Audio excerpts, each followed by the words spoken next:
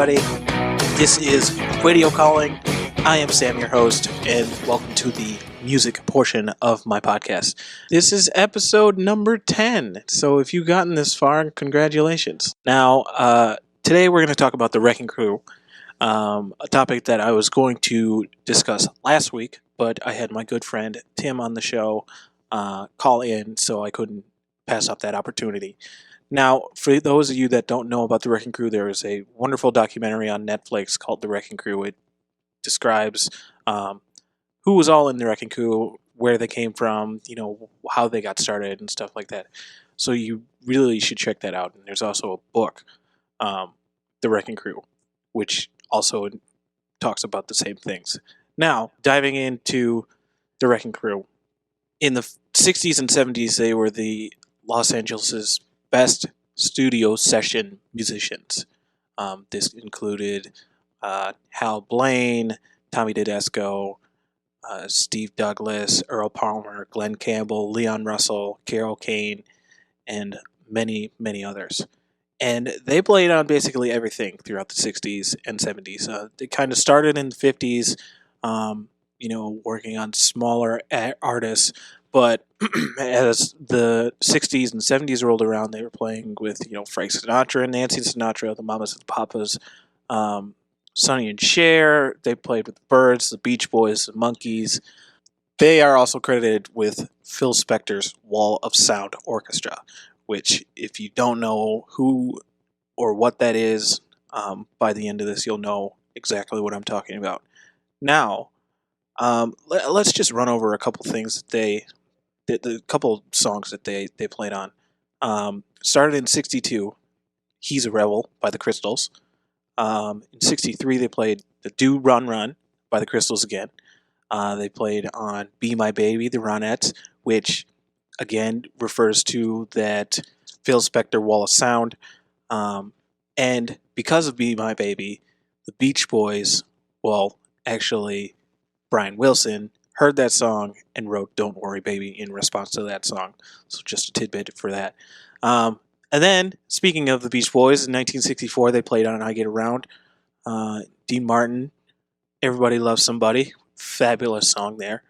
And then they played on the Righteous Brothers, You Lost That Love and Feeling, and then Johnny Rivers, Mountain of Love.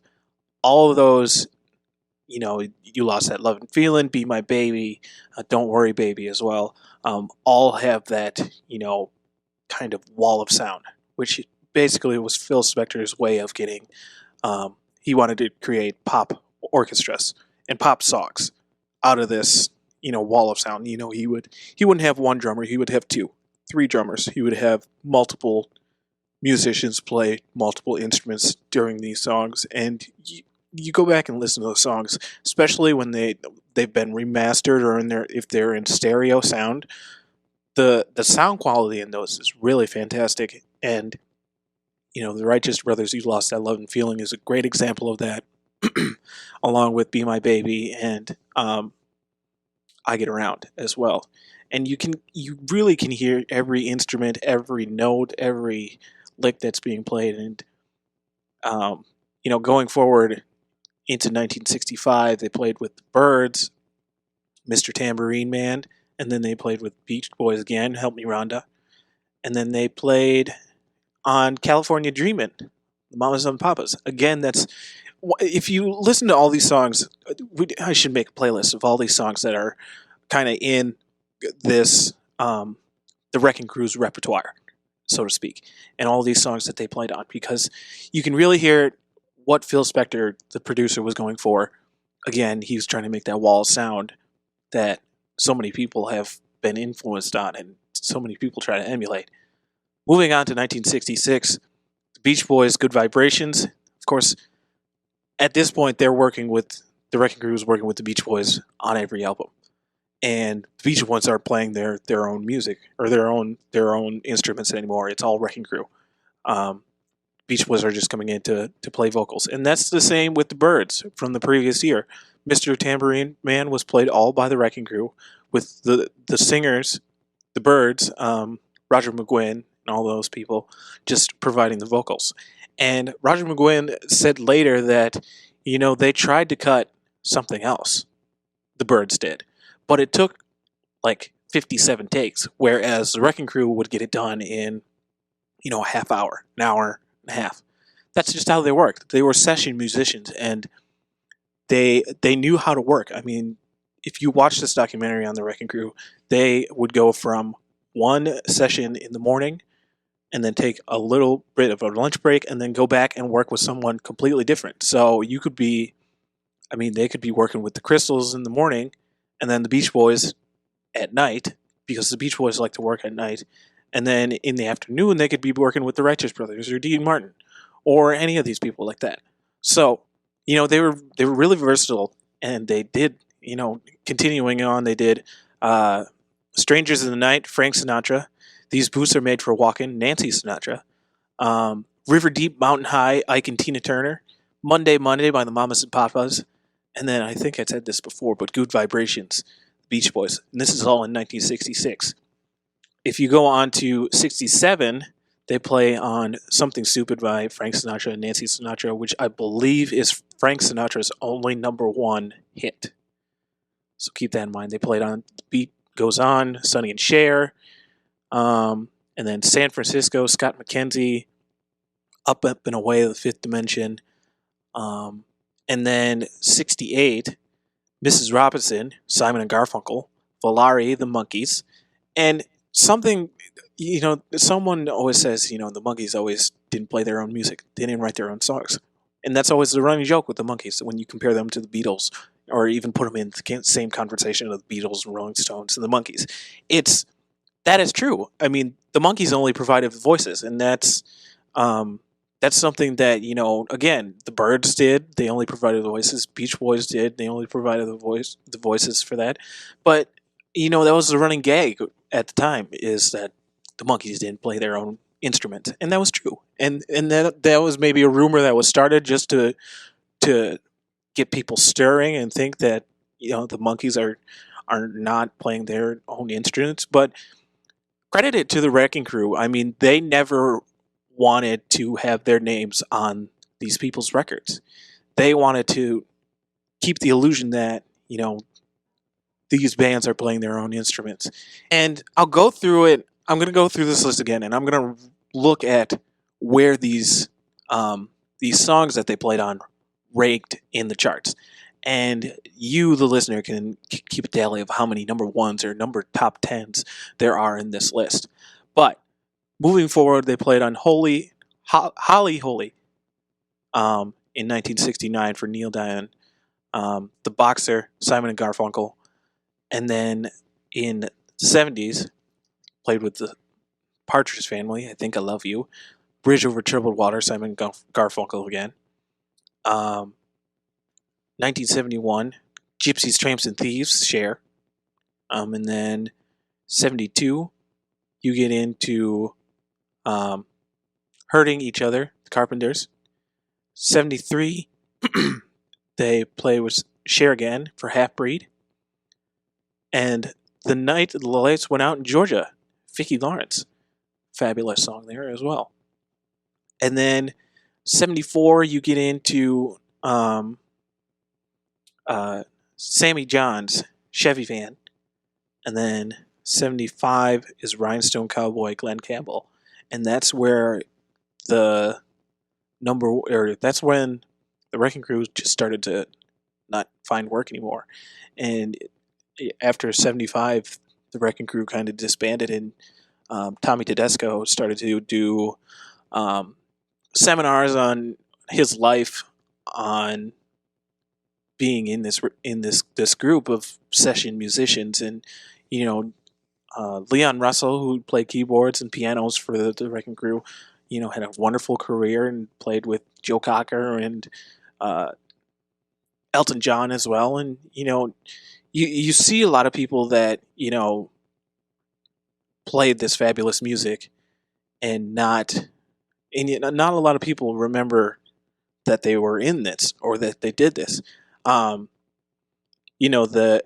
TAMI show of 1964, which had Leon Russell on it, James Brown, the Supremes, Marvin Gaye, the Beach Boys, Chuck Berry, Rolling Stones, and James Brown, if I didn't say it already, all in this one show. And these session musicians played with them as a backing band, or most of them did. And you see that a lot. I mean, you see, well, a good example is Leon Russell. He was such a good session and keyboard player that he got more jobs and he got more recognition for that. And like Glenn Campbell, he got a record deal out of it. And it's just it's amazing to see, because you don't really see it anymore. You don't see session players as much as you used to because of the way the music has changed. And it's a shame because Jimmy Page, who was a great session musician, played on Goldfinger, the James Bond theme, and he played the famous riff for "A Little Help from My Friends," Joe Cocker's big hit. He played that opening riff, and not a lot of people know that. And that's because he didn't want to be associated with playing that music, because he didn't feel like he needed to be credited for it. And that's the same with a bunch of these session musicians. Now, going back to the list of all the songs that they played on, I want to look at see how many number ones they had. So the first number one they had was "He's a Rebel," the Crystals. Surf City, Jan and Dean.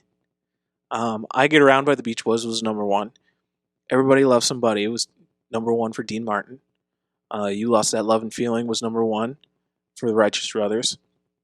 I should also add this is the number one in the U.S. I'm not gonna worry about getting the U.K. because their system's a little bit different. But anyways, "Mr. Tambourine Man" was number one for the Byrds. The Beach Boys' "Help Me Rondo" was also number one. Gary Lewis and the Playboys, "This Diamond Ring" was number one. Let's see here. Sonny and Cher, "I Got You." "I Got You, Babe" was number one. "Good Vibrations" was number one. "Poor Side of Town," Johnny Rivers was number one. "Monday Monday" by the Mamas and Papas was number one. "Soul and Inspiration" by the Righteous Brothers was number one as well. "Strangers in the Night" was number one by Frank Sinatra. "These Boots Are Made for Walking" was number one by Nancy Sinatra. And I retract my other statement. I thought "Something Stupid" was Frank Sinatra's first number one hit, but it actually was "Strangers in the Night." So, and then, of course, "Something Stupid" was number one. Mrs. Robinson, Simon and Garfunkel was number one. The Fifth Dimension, Aquarius, "Let the Sun Shine In." The bass part on that is really different, and it's really hard to play. I tried to play it once, and I just my fingers hurt after it. And again, the things that these session musicians would do and think of on the fly is just amazing. I mean, so many of these opening riffs were classic riffs, and they weren't thought of up by the artists. They were thought up by these session musicians. The opening riff to "Something Stupid" is something Tommy Tedesco thought of on the fly. The bass part to I believe it's "Good Vibrations" was thought up. It was an idea by Brian Wilson, and then Carol Kane took it and made it her own, and she played something completely different. And that's the same for "The Beat Goes On." It was something that Carol thought of on the fly, and she kind of took what Sonny and Cher were kind of thinking about, what kind of ideas she was fed to her, and she ran with it, and she made it her own. So continuing, the next number one in 1970 is the Carpenters' "Close to You." Cracklin' Rosie, Neil Diamond, was number one in that same year. I Think I Love You, the Partridge Family. Bridge Over Troubled Waters was also number one. To 1971, Gypsies, Tramps, and Thieves by Cher. Indian Reservation, Raiders was number one. And then they didn't have another number one until 1973, which was Cher, Half Breed. And then they rounded out their number ones with "The Way We Were" by Barbra Streisand, then Rhinestone Cowboy by Glenn Campbell, and Love Will Keep Us Together, Captain and Tennille. They rounded out their number one with Captain and Tennille. That's just fabulous to think about. But again, I give all credit to these session musicians. A lot of the riffs, a lot of the songs that they played on are some of my favorites. And Plas Johnson, who is a great saxophone player, played that opening riff or that opening hook for the Pink Panther or the Pink Panther theme. And I believe he also played on Baby Elephant Walk, which is another fabulous song and another one of those songs that you don't really know who plays on it until you do some research. And it's the same with everybody that was a part of the Wrecking Crew. You don't know who plays on what. You don't know who does this drum fill or who plays this bass line. But they're so catchy and you remember them instantly that they just get stuck in your head, and they just are something that you just remember. And I'm not really fond of the Rock and Roll Hall of Fame just because of the people that they put in now and not who should be in right away. I think that the Wrecking Crew should be recognized for the Rock and Roll Hall of Fame. And you'll see a lot of people dispute that they shouldn't be in the Rock and Roll Hall of Fame because they're not a group, but they should be recognized for some sort of recognition for playing on so many great hits and so many just great songs throughout the 60s and 70s. Granted, Blaine and Palmer were recognized as sidemen for the Rock and Roll Hall of Fame in 2000, and then the Wrecking Crew was also inducted into the Musicians Hall of Fame in 2007. But they're not as a group recognized in the Rock and Roll Hall of Fame, and I think they should, and rightly deserved. Yeah, I mean that's something that not to repeat myself, but all those songs are classics. All those songs are something that you remember instantly, and something that you can't have a decade without that kind of music, and you can't think of something like you can't think of the 60s without Mr. Tambourine Man by the Byrds. And you can't think of, the Wall of Sound without Be My Baby, because that started it. And that's how Phil Spector kind of started it. And the influence that Be My Baby had on so many people. I mentioned this earlier, but Brian Wilson heard that song right away. He was driving in his car, pulled over, and had to listen to the whole thing, because he was just blown away by the sound of it and how it was worded and what people were playing on it. So that's another thing that, if you don't have these songs, you don't have a lot of different music. I mean, I don't think you would have the Beach Boys the way they were without the Wrecking Crew.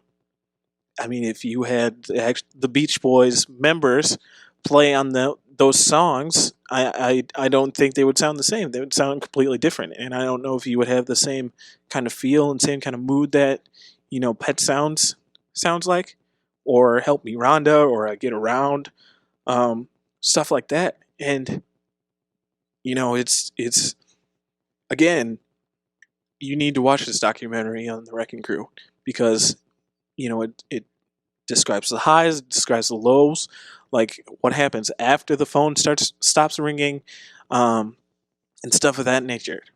Now, Baby Elephant Walk was Henry Mancini. I hope I said that right. He was the one that played on Baby Elephant Walk. I thought it was Plas Johnson, but it was not. So, another thing I have to correct myself. I'm getting better at it. But anyways, Wrecking Crew needs to be recognized. That's all I'm saying. I mean, all session musicians need to be recognized for their work. I don't care if they don't want to be recognized; they need to be recognized. A good example is when the Beatles after Sgt. Pepper's, when they would bring in other people to play on their songs. One that sticks out, I can't think of her name at the moment, but the lady who played the harp on She's Leaving Home on Sgt. Pepper's. That is one of my favorite songs of all time. And you're going to hear me say that a lot, but I have a lot of favorite songs, and that's one of my songs that when I think a song is beyond great and beyond beautiful and beyond words, I put them in that category.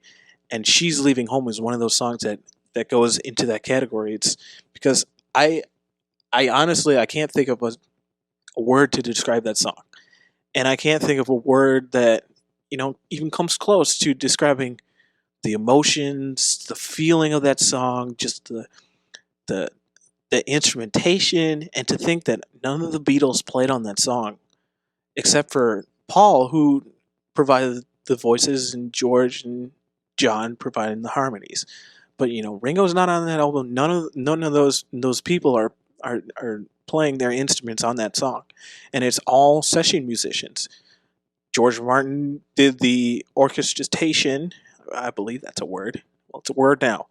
But he did the notes for that song and came up with the sheet music for the orchestra to play. And the harp lady, we're just going to call her the harp lady because I can't remember her name and I wish I could at the moment. But she deserves, and she later in life she got the recognition that she deserves. And again, Penny Lane is another one. The person that plays the trumpet on that song, I don't know what his name is, but he deserves recognition as well. And a lot of people don't remember, who plays on what. And again, that's kind of going back to Jimmy Page. That's kind of the legend of Jimmy Page, because you don't know what he played on or what all he played on when he was a session musician. There's words that go around. He was doing stuff with Jeff Beck. He was playing on this. He was playing on that. He did a little stuff with the Rolling Stones, stuff like that. And you can Google the legend of Jimmy Page as a session musician and then come up with so many different articles on what and everything that he played on. But I think we need to just go back and just. I mean, it's going to be impossible to do it now, but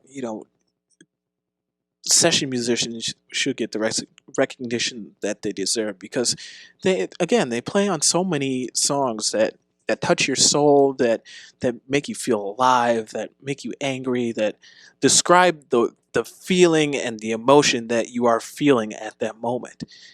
And again, Brian Wilson was one of those people.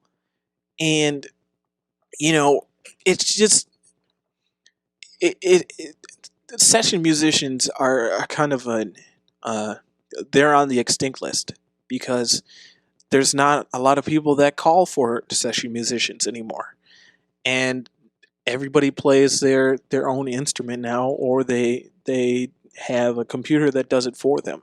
And it's really sad, because a computer can only do so much until it reaches its limits. You get a session musician in there that's a skilled session musician, and someone that can go beyond what a computer can do and do things that no one can think of except that session musician. It's just it'll make your record 10 times better. And I've always said this, once I ever actually get a legit record deal, is I want to expand and see what I can do with session musicians, what they can do with my ideas, and what they can do to my songs to make it better.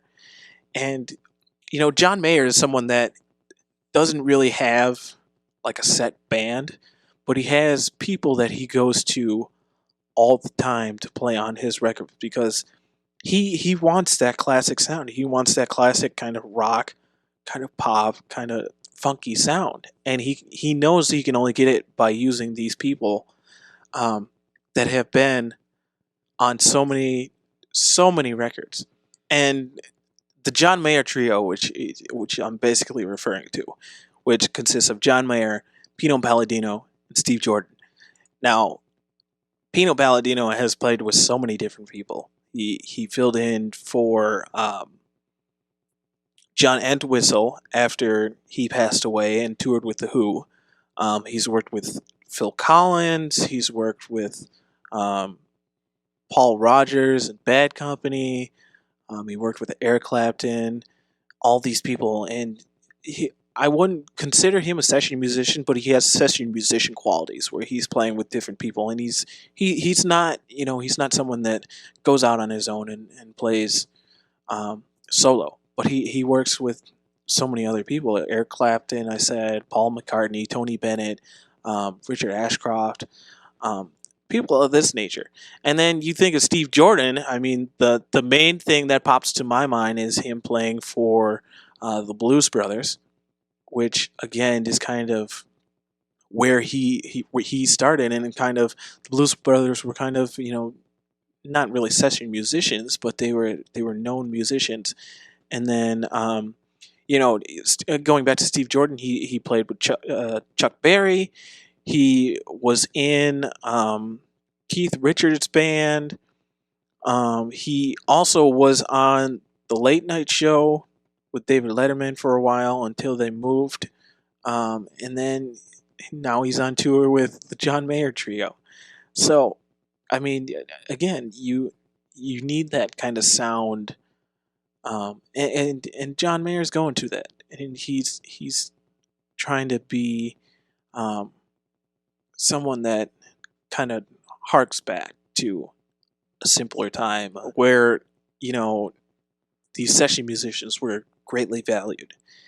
And I think the Wrecking Crew, Pino Palladino, Steve Jordan, all these people like that, Jimmy Page, even though he's kind of famous now, but all these people that should be credited, needs to be credited before they all these pass away. I mean, Tommy Tedesco has passed away.